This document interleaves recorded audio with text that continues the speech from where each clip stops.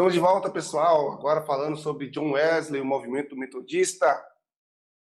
Então, vamos lá, gente. Movimento metodista. Então, vamos lá. O movimento metodista deu-se na Inglaterra no começo do século XVIII, quando um grupo de estudantes da Universidade de Oxford, sob a liderança dos irmãos e professores John e Carlos Wesley, passaram a se reunir para o cultivo da piedade cristã, que seria aquelas rodas de ensino bíblico, né? Que às vezes a gente desenvolve as recreações.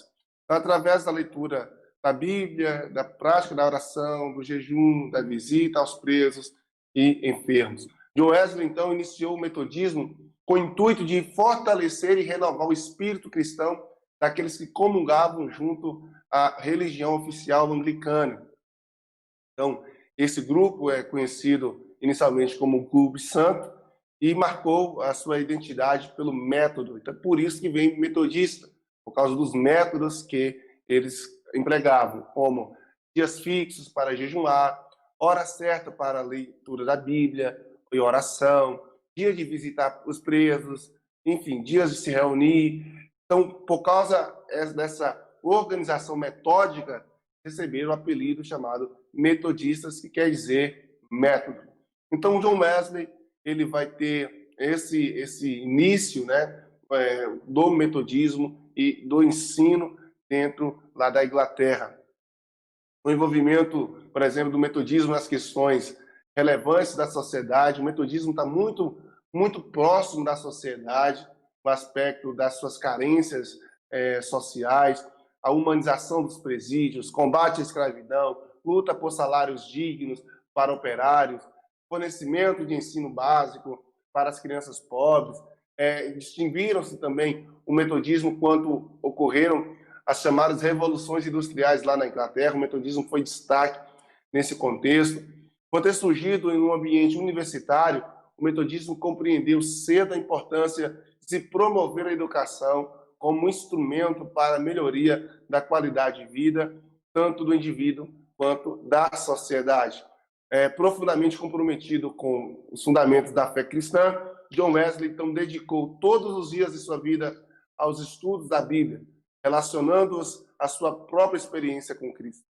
Por isso, a sua teologia é uma experiência de Deus antes do entendimento, né? Desde que para ele o amor e a misericórdia são inseparáveis do viver santo ou da santidade.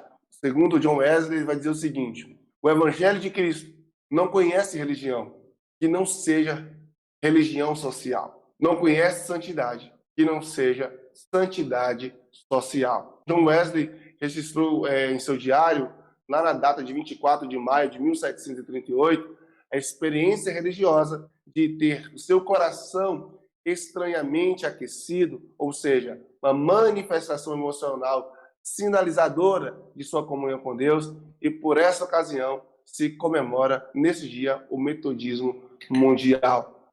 Então, quando nós estamos falando aqui de metodismo, que nasceu no ambiente universitário, tinha uma preocupação com a educação, tinha uma preocupação com o social, tinha uma preocupação com a justiça social. É nesse conceito que nós vamos entender o princípio da escola bíblica dominical através de Robert Higgins. Robert Higgins ele vai ver exatamente essa necessidade, né, quando, no dia 20 de julho de 1780, na cidade de Gloucester, na Inglaterra, época onde o local sofria com a desigualdade social, o analfabetismo da maioria de sua população, e como ainda não havia escola pública e as crianças trabalhavam até 12 horas por dia lá nas fábricas da região, então ele vai ver a necessidade de essas crianças, assim, esse jornalista que vai ser o precursor da escola bíblica dominical. Então ele vai perceber que no único dia livre, que era o domingo, as crianças ficavam ali nas ruas sem nenhum tipo de supervisão e ter de cuidado.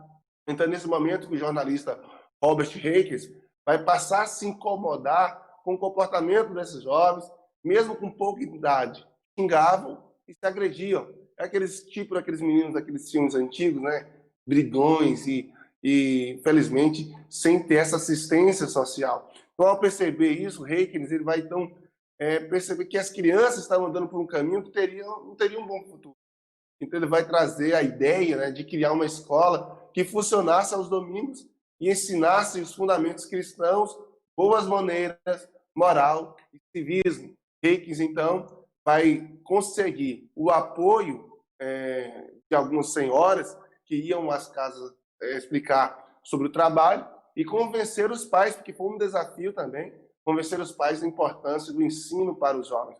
O trabalho vai crescer e em 3 anos já havia 7 escolas com a média de 30 alunos cada, e eu quero falar que o contexto de 7 escolas com 30 alunos já era um sucesso fenomenal nessa época, devido aos preconceitos que já existia.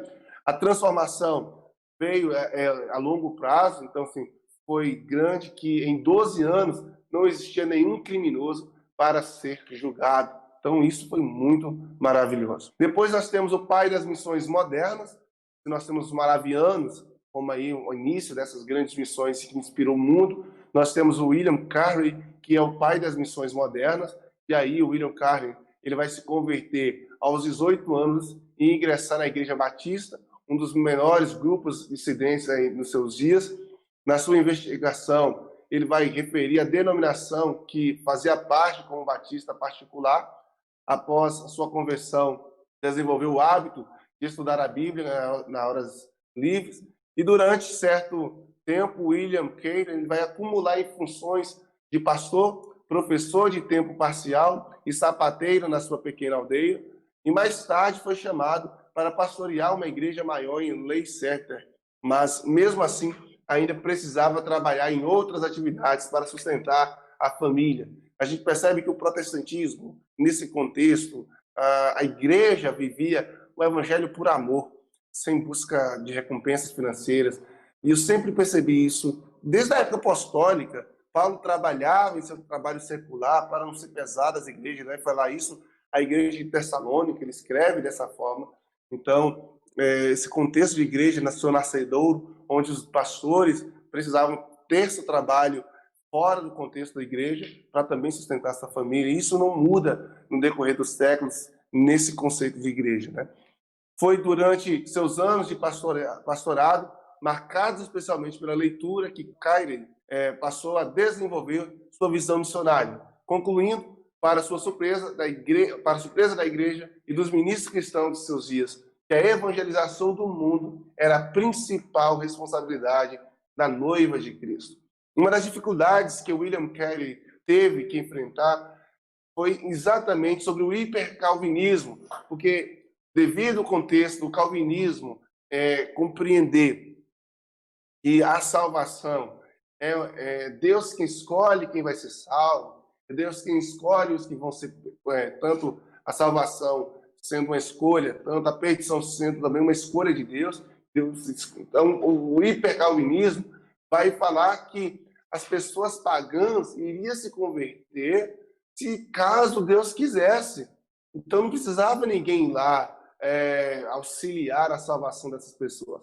Então foi um grande desafio que o William Carey ele enfrenta nesse contexto. Mas para quebrar essa mentalidade que os hipercalvinistas tinham, então ele vai escrever, né, um tratado intitulado Uma Investigação sobre o Dever dos Cristãos de Pregarem Meios para a Conversão dos Pagãos. Então, em 1792, ele vai fazer esse tratado, e nesse tratado ele tinha uma exposição e uma análise do mundo em seus dias, que refletia a necessidade urgente da pregação do evangelho às nações e a todos os continentes. A força dos argumentos de Carey e o vigor do seu entusiasmo resultaram, então, na formação da Sociedade Missionária Batista, organizada em setembro de 1792, menos de um ano depois, em junho de 1793, ele e sua família partiram para a Índia como membro da referida sociedade. Carey chegou a Hooghly no dia 11 de novembro de 1793, marcando o início da grande era das missões além do mar, promovidas pela Inglaterra e Estados Unidos. E dentre, obviamente, da história de Carey, não poderia esquecer de falar das suas dificuldades. Então, se além das dificuldades enfrentadas na sua igreja sobre o hipercalvinismo, também ele vai enfrentar as dificuldades depois disso, né? Exclusivamente em relação à grande comissão. Ele não se aplicava aos cristãos em geral, vamos dizer isso, no hipercalvinismo, mas exclusivamente aos apóstolos diante de quem o Senhor ressurreto havia anunciado. Essa é a ideia do hipercalvinismo. Por exemplo, a grande comissão não era referente a nós hoje, por exemplo, ou a Karen em seu tempo. Era apenas aos apóstolos que deveriam ir para todo mundo pregar o evangelho.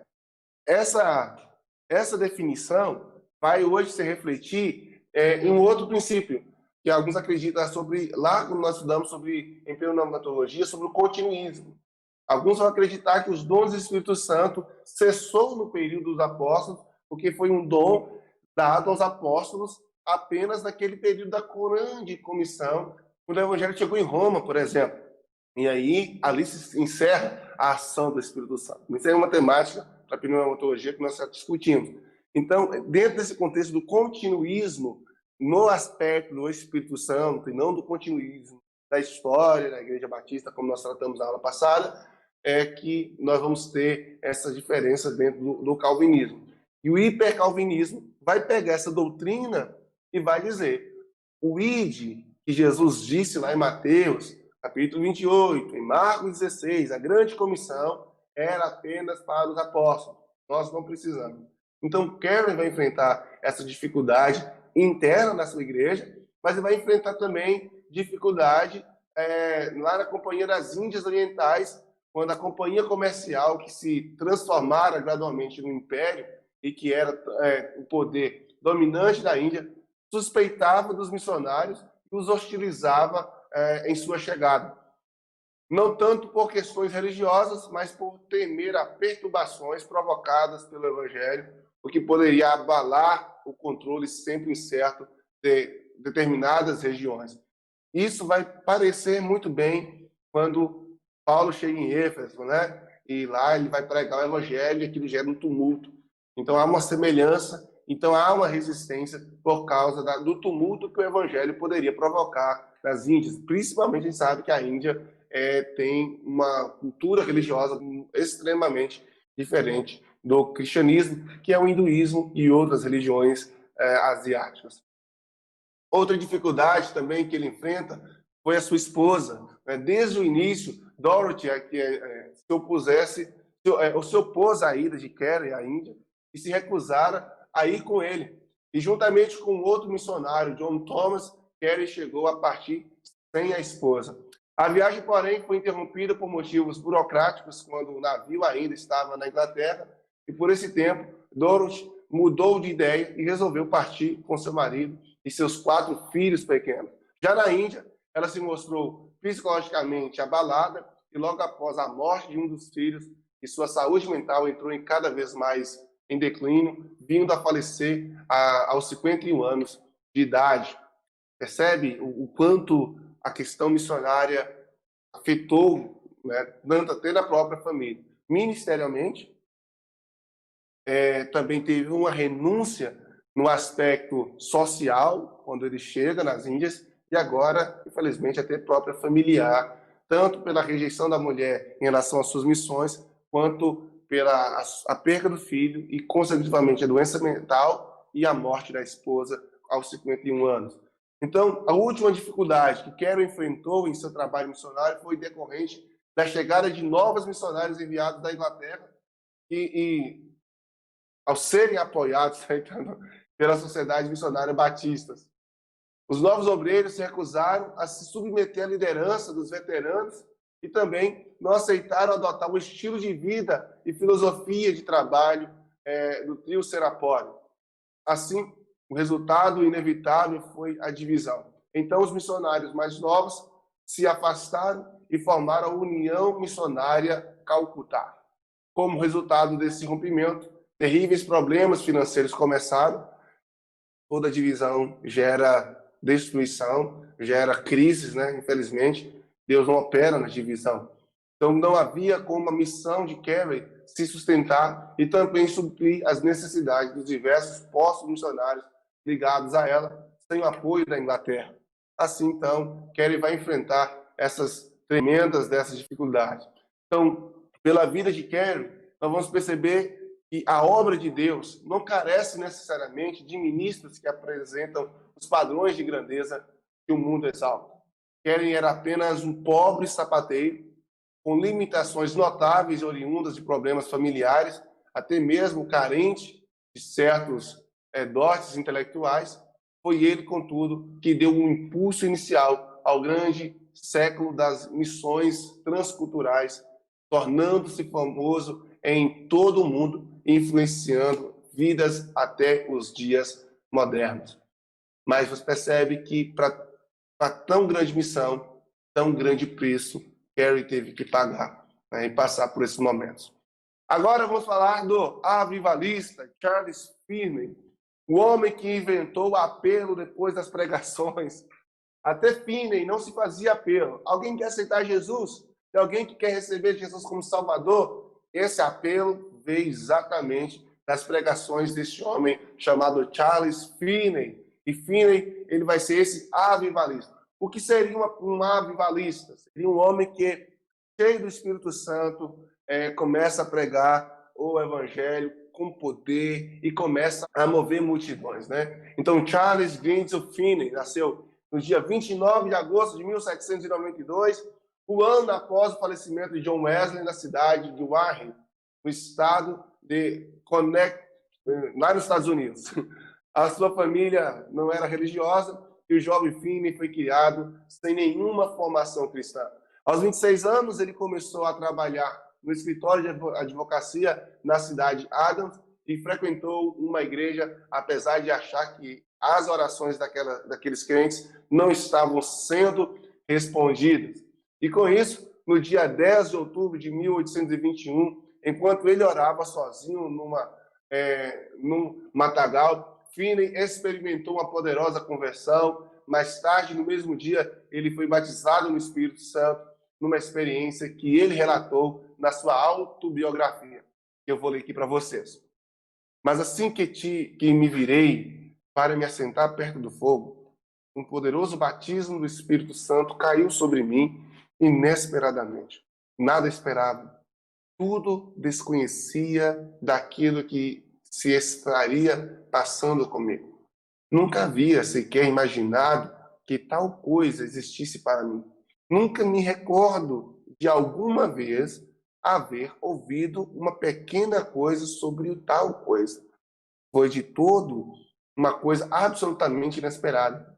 O Espírito Santo desceu sobre mim de maneira que mais me parecia trespassar-me e atravessar-me de todos os lados, tanto física como espiritualmente. Mas mesmo parecia uma corrente eletrificada de ondas de amor, passavam por mim, atravessando-me todo. Mas me parecia ondas de amor em forma líquida, uma torrente de vida e um amor, pois não acho outra maneira de descrever tudo aquilo que se passou comigo. Parecia-me o próprio sopro de vida vindo de Deus. Lembro-me distintamente que me parecia que esse amor soprava sobre mim como com grandes asas. Quem já foi batizado com o Espírito Santo, quando alguém me pergunta como é a experiência, eu nunca soube explicar.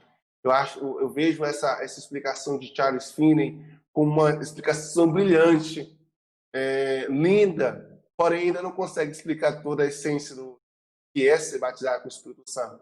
Mas é tremenda a experiência e as palavras que ele coloca já dá para ter, pelo menos refletir um pouco sobre isso, quem nunca experimentou o batismo do Espírito Santo, né? Então, a notícia da conversão de Finney espalhou-se rapidamente na cidade e na noite seguinte ele deu o seu testemunho na igreja, começando assim com um avivamento naquela cidade. Finney começou reuniões de oração com os jovens da igreja e todos foram convertidos. Depois ele foi visitar seus pais e ambos foram tocados poderosamente por Cristo. Finney continuou tendo experiências poderosas e sobrenaturais com Deus e passou a gastar muito tempo a sós com ele em oração e jejum. Ele começou a pregar, primeiro nas pequenas cidades e aldeias, depois das grandes metrópoles, e muitos foram poderosamente convertidos. Então, Finney, ao longo da sua vida, irmãos, ele desde a sua conversão, Finney sempre carregou a chama do avivamento que foi se espalhando por onde quer que ele passava. Até a sua morte, em 16 de agosto de 1875, aos 82 anos, Finney continuou sendo usado por Deus como um poderoso instrumento de avivamento nos Estados Unidos e na Inglaterra. De 1851 a 1866, ele foi diretor do Oberlin College, né, onde ensinou 20 mil estudantes. Finney foi instrumental no grande avivamento de 1857, 1858, dos grandes grupos de oração, que espalhou por 10 mil cidades e municípios, resultando na conversão de pelo menos 1 milhão de pessoas. Somente entre janeiro e abril de 1858, 100 mil pessoas foram salvas nessas reuniões de oração no meio-dia. Então, essa é a história de Finney. O pentecostalismo na Rua Azusa. Já comentei isso sobre o pentecostalismo em pneumatologia, né? Então, eu vou aqui só pontuar algumas questões para nós não sermos prolixos aqui e a gente ser mais efetivo.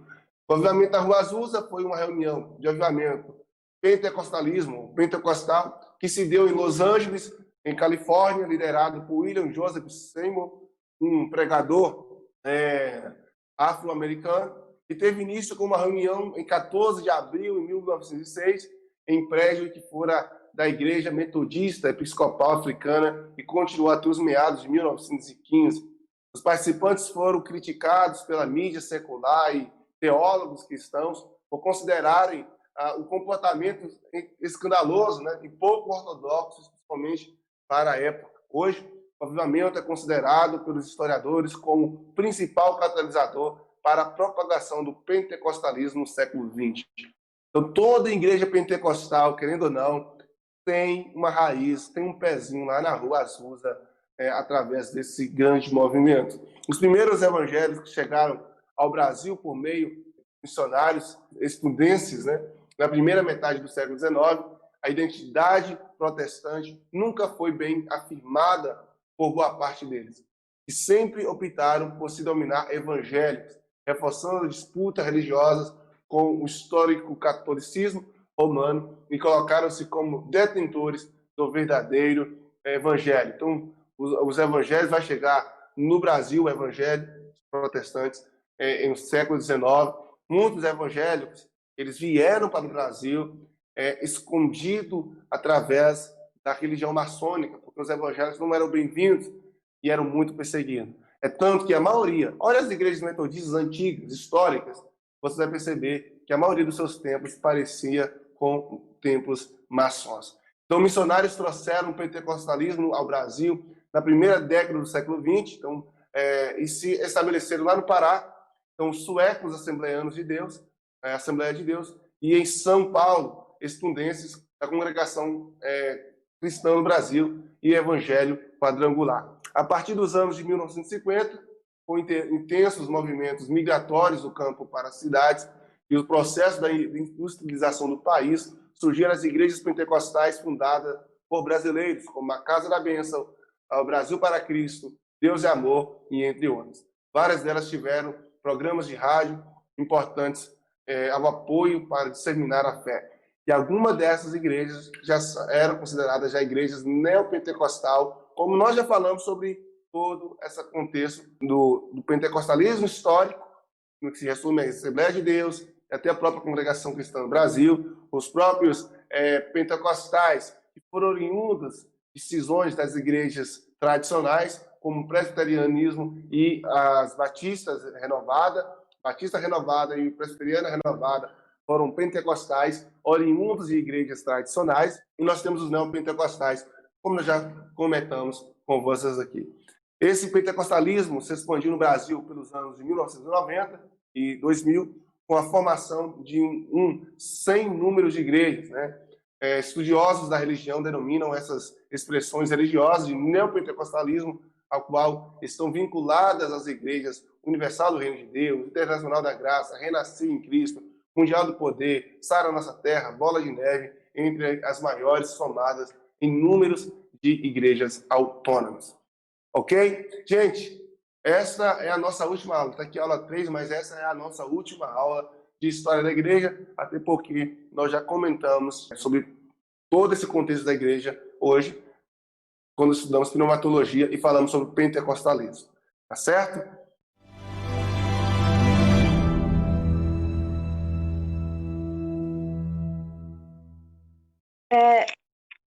Bom, a gente vê que nos tempos a igreja tem vários desafios em cada momento que ela tem, né? A igreja lá do papado, depois das reformas, depois veio a separação de várias outras igrejas por várias outras coisas. E no tempo de hoje, os desafios da igreja de hoje, quais são? Então, eu posso colocar para vocês que os principais desafios da igreja de hoje é voltar novamente para a pregação bíblica, sabe? Porque até hoje, o que eu vejo hoje é que a igreja ela entrou exatamente naquela quarta fase que eu falo para vocês, a fase do comodismo, a fase onde a igreja hoje ela ela vive como se Jesus não pudesse voltar. Então nós temos hoje uma diversidade de igrejas, de denominações. Se fosse falar qual é o principal malefício da reforma protestante nos dias de hoje, a principal consequência ruim, eu vou falar que foi o fato da disseminação de diversas denominações. Entender que cada pessoa hoje pode chegar ali, fundar uma igreja e começar a mentorear outras pessoas, entendeu? Então, assim, hoje nós temos, por exemplo, muitas igrejas abertas. Por exemplo, Taiobeiras. Quantas igrejas Taiobeiras tem? Quantas igrejas evangélicas Taiobeiras tem? Se você parar para pensar que cada púlpito de Taiobeiras prega, em alguns momentos, princípios cristãos diferentes. Alguns mais próximos da Bíblia, outros mais distantes dela.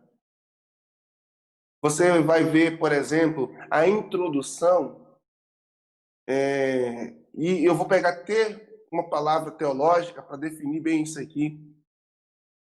Eu estava com ela aqui agora que ia falar e fugiu de novo. Vou pegar essa definição, uma teologia liberal, onde as pessoas se acham até na capacidade de atualizar a Bíblia. Entendeu? É onde nós temos esse absurdo aí, em que tem um pastor que acha que nós temos a autoridade de atualizar a Bíblia. Então, assim, eu não vou entrar em detalhes, assim, porque eu sei que cada igreja e cada denominação tem, mas existem princípios que são imutáveis na Bíblia Sagrada e que hoje tem sido chegado a acúmulos de introdução de conceitos. Esse liberalismo teológico muito grande e muito sério. Cristo está perguntando sobre sincretismo religioso, que é outro problema da nossa igreja contemporânea, principalmente entre as igrejas neopentecostais, que é você pegar elementos de diversas religiões e misturar tudo na adoração a Deus. Rosa branca, igrejas que têm muitas campanhas, é a chave que vai abrir a porta do milagre, é o óleo ungido que vai fazer. Então a gente tem diversos elementos em campanhas e igrejas que são oriundos de religiões afro-brasileiras. Campanhas é o banco gigante, vai lá, monta um gigantão bem tamanho e vem muita gente, mete pedra, com coisa que, sabe, tipo essas coisas, esses elementos sincretistas para colocar aparência física em uma questão espiritual. Então, sessão do descarrego, isso. Nossa, sessão do descarrego, terapia do amor, tem lá as rosas. Gente, principalmente a Igreja Universal é muito sincretista. Sincretismo com o judaísmo, né? Quando você pega elementos da religião judaica e traz para o shofar, o kippah, tudo isso de religiões que não é o cristianismo. Isso é religião judaica. Então nós temos hoje, por exemplo, os apóstolos. Hoje, o maior desafio, Carol, é o liberalismo teológico. onde as pessoas estão trazendo elementos de outras religiões através do sincretismo e inserindo dentro da própria teologia pura e santa. Isso eu vejo um grande desafio. Como que o senhor está falando aí dessas questões do sincretismo vindo de outras religiões, não somente também das religiões, mas de filosofias também. Tipo a questão do coach, né, que você já falou bastante, que também está puxando isso. Uma coisa que eu percebo quando eu ouço essas pregações é que eles puxam mais para a vontade do ser humano. Tipo assim, você só descarrega para o quê? Você tirar as coisas suas que tá mal de você. Mas aí, quando eu vejo esse tipo de pregação, e tipo assim, tipo, dentro do meu coração eu sei uma outro lado da moeda voltado para a palavra de Deus, que fala assim, eu não sei explicar, mas é como, eu não tenho uma resposta na boca, mas é tipo, para cada pensamento que as igrejas de hoje em dia têm, tem um outro lado da moeda que é a palavra de Deus, que é totalmente o oposto. Você consegue perceber que tudo que eles fazem hoje é para o homem. Você ser bom nisso, ser bom naquilo, ter sucesso nisso, ter sucesso naquilo, ficar livre disso, ficar livre daquilo. Mas aí quando você vê na palavra de Deus, você vê que Jesus nos liberta não para nós mesmos, mas nos liberta para o plano de Deus, a salvação dele para nossas vidas. Só que as pessoas ficam tão ligadas para si mesmas que elas têm essa alteração, essa coisa a mais, que eles não conseguem enxergar que tudo que Jesus fez, toda essa capa, essa máscara que tem na religião hoje em dia, Jesus fez foi para nos salvar e nos libertar, não para nós vivermos bem aqui na Terra, para nós termos um bom casamento, para nós termos uma boa família, uma boa vida salarial, de dinheiro, bom emprego, coisa assim. Não, tudo que nós vivemos hoje em dia é Deus nos purificando dos nossos pecados para, no dia que ele vier destruir o mundo, ele paga o dia da sua ira, o dia do Senhor para todas as terras, para todos nós, é para nos purificar e nos preparar para aquilo. Mas as pessoas ficam mais ligadas para si mesmas e elas não percebem esse cobertamento que está sobre a religião hoje em dia, voltados para o homem. E eu não consigo entender como as pessoas enxergam isso. Porque não conseguem enxergar que tudo que vocês aprendem, tudo que vocês buscam, é tudo voltado para si. Não conseguem enxergar que Deus nos libertou não foi para nós, mas foi para Ele. Entendeu? Entendi. O senhor falou sobre o primeiro período da igreja reformada e o segundo da igreja, né, deformada, e agora nós estamos vivendo um período de praticamente uma igreja acomodada. O que o senhor acha que falta, assim, na igreja, eu falo na questão universal, na igreja de Cristo? O que falta em nós, na opinião do Senhor, para que a gente alcance, sabe, uma estatura talvez de uma igreja sarada, de uma igreja que viva, né, o evangelho e que alcance também pessoas, alcance, né, vidas, porque se a gente for olhar hoje, eu acho que está mais difícil a gente ganhar uma alma para Jesus, sabe, do que qualquer outro tipo de coisa, porque às vezes você consegue convidar alguém, a pessoa aí até aceita Jesus, mas não consegue firmar, fixar ali. E se a gente for olhar, né, em tempos atrás, né, nas escrituras, onde fala dos apóstolos, Pedro, por exemplo, o senhor citou aí. Então, assim, o que falta mesmo para nós, como cristãos hoje? É a opinião do senhor. Ô, Cris, eu creio que o que Carol colocou vai bem de encontro com essa pergunta sua, por quê? Porque a igreja hoje, ela não está mais preocupada com o céu. As pessoas que estão nas denominações, nas comunidades, elas não estão preocupadas com o céu. Elas estão preocupadas com o seu bem-estar aqui na Terra. Você percebeu que as pessoas... É natural. As pessoas que estão passando por um problema, ela procura a igreja porque ela acredita que lá na igreja Deus vai abençoar e tal. E isso era nos tempos bíblicos, a mulher de fluxo de sangue, Bartimeu, eles foram a Jesus porque tinha uma necessidade física, mas eles não permaneceram com Cristo por causa da cura. Eles foram pela cura, mas chegaram lá e tiveram a conversão. E acreditaram, por exemplo, Naamã. Naamã saiu saiu lá da Síria, foi até Samaria para encontrar a cura.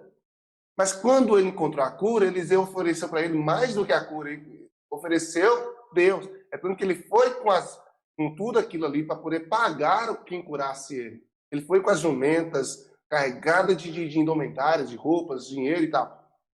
Ele foi para Eliseu não quis. Porque Eliseu sabia que uma vez recebendo aquele dinheiro, ele ia voltar e entender que havia pagado. Quando Eliseu rejeita, ele diz, então pelo menos deixa eu levar minhas jumentas de terra, porque agora o seu Deus vai ser o meu Deus. Houve uma conversão. Houve uma conversão porque Eliseu não ficou interessado no que Naamã levou para ofertar a ele. Eliseu estava interessado na transformação do caráter de Naamã. E muitas vezes nós temos igrejas, principalmente esses neopentecostais, elas não estão interessadas na transformação do caráter dessas pessoas. Elas estão interessadas no que essas pessoas podem oferecer para que essas denominações fiquem mais ricas, fiquem mais fortalecidas. Às vezes, os alvos, muitas vezes, de ganhar pessoas para Jesus, não é ganhar as pessoas para Jesus, é ganhar pessoas para a sua denominação, para que a sua denominação tenha mais um membro, para que ela seja a maior da cidade, para que os cultos fiquem cheios. Muitas vezes, fazem-se eventos para ter cultos cheios, e a preocupação chega no final do evento, não faz um apelo. Não faz apelo. Não convida a pessoa para Cristo. Então as pessoas vão, vai para o evento, participam do evento, vai embora. E aí esquece. Então, convida essas pessoas para o culto, convida essas pessoas para os eventos, ok? E nós ficamos dentro das nossas igrejas esperando o inimigo dar carta de liberação. O ímpio vir para o culto. E aí o id se transformou em vinde.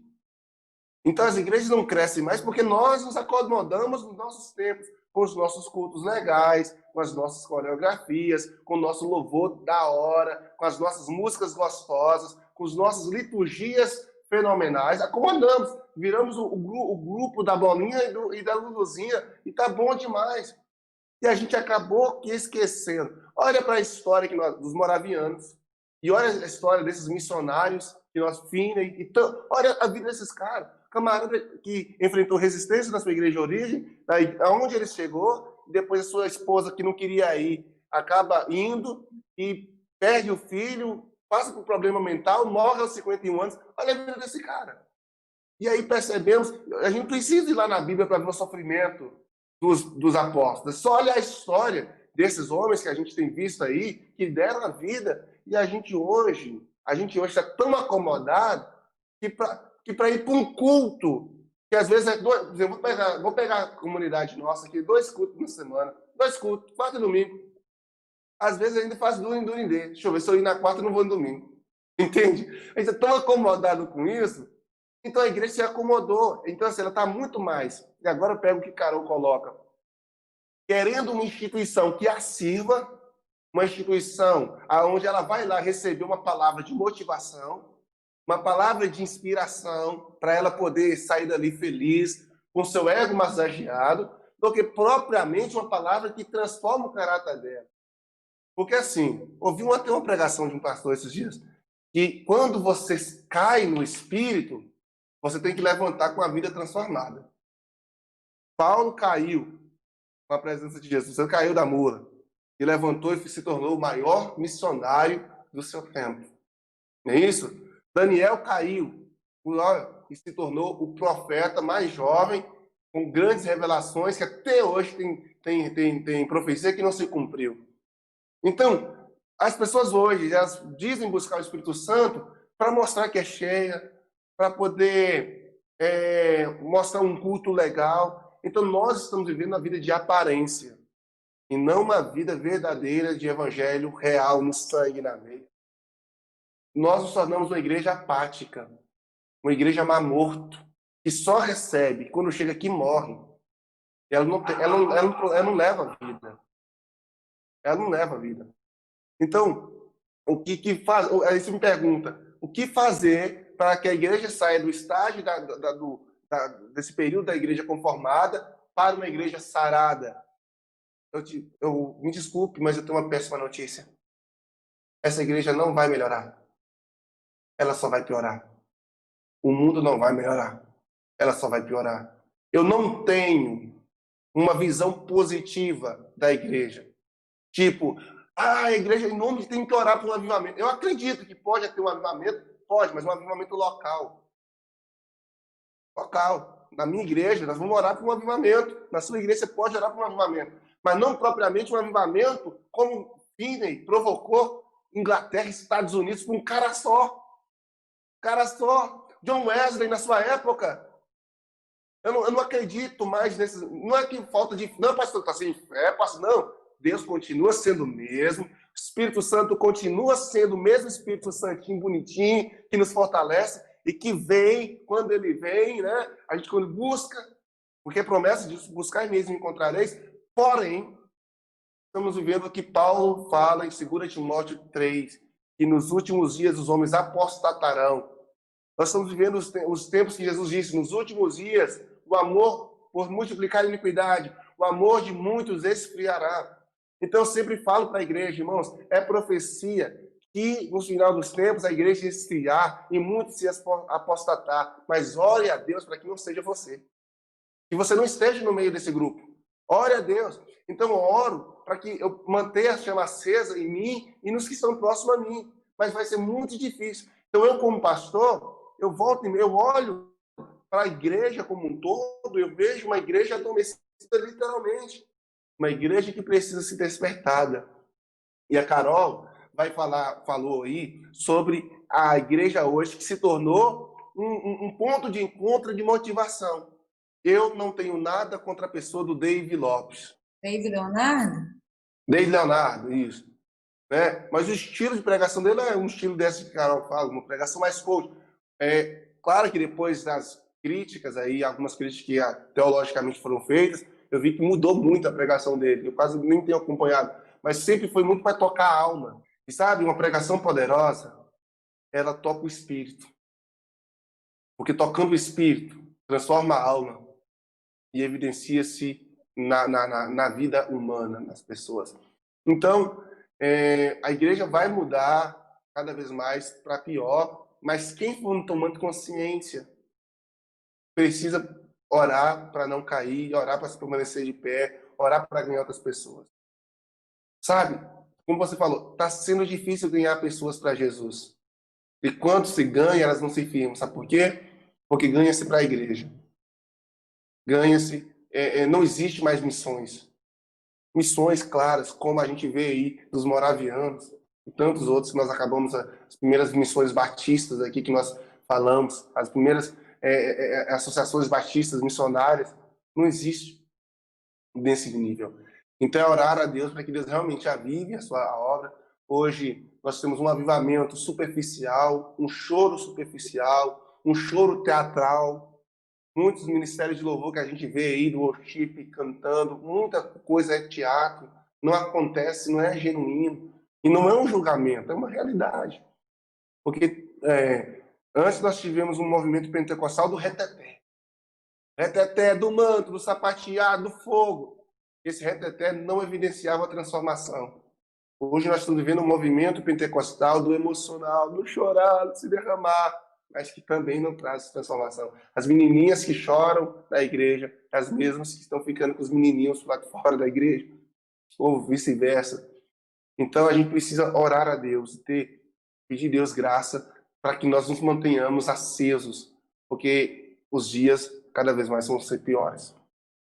Eu creio que dessa igreja conformada que eu falo, ela não vai ser substituída por uma igreja sarada. Ela só vai ser substituída, o próximo período que vai vir vai ser por uma igreja arrebatada.